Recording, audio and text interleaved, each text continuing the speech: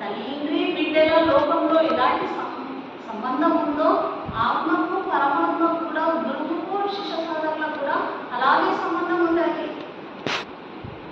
వాళ్ళ తపశక్తిని ఇలా వాళ్ళకు ఆటోమేటిక్గా వాళ్ళకు దొరికిపోతుంది.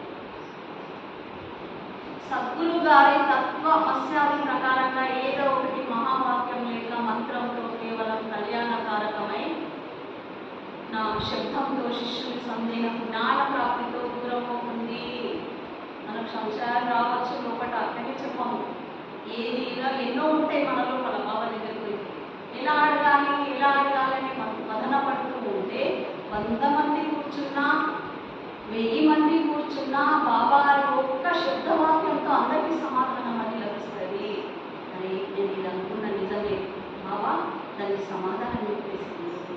మనం అడగకముందే మనకు బాబా గారి ప్రవచనాలలో మనకు దాని సమాధానం తెలిసి మన సంశయం కూడా చేస్తాం.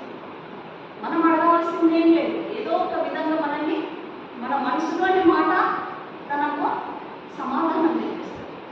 అంటే అంతర్యామి తెలుసుకుంటారు భక్తులు. ఎలా చెందున్నామంటే నా శిష్య స్థానానికి ఎలా వచ్చింది, ఏ విధంగా వచ్చింది అని వాళ్ళకి తెలిసిపోతుంది. స్పర్శ దీక్ష, ఇందులో 4 దీక్షల గురించి ఉంది.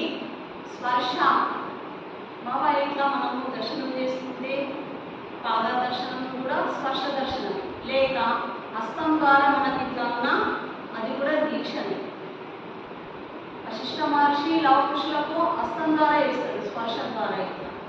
మొత్తం కరెంట్ సప్లై అయిపోతుంది. ఇక్కడ మూలాధారం నుండి సహస్రదళం వరకు ఒక్కొక్క చక్రం ఇట్లా నాడి విలవిలమిస్తూ మొత్తం మనకు శక్తిపాతం. ఇది మనము సినిమాలో చూస్తున్నాం, కానీ నిజంగా బాబా గారు ఇచ్చింది మనకు కనబడదు. కానీ ధ్యానంలోకి వెళ్ళిపోతాం, శరీరం కంపిస్తుంది. అప్పుడు తెలుసుకుంటాం నాలో జరుగుతుంది శక్తిపాతం.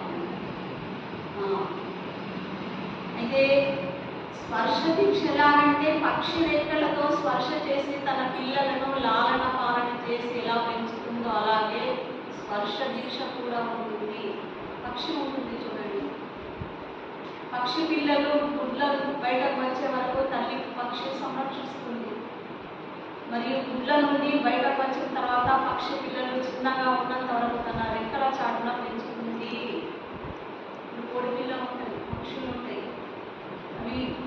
అవి పొద్దుగా దాన్ని ఏం చేస్తే గుడ్ల మీద అవి కూర్చుంటాయి. ఏమందిస్తుంది మరి అట్లా? మేక అందిస్తుంది.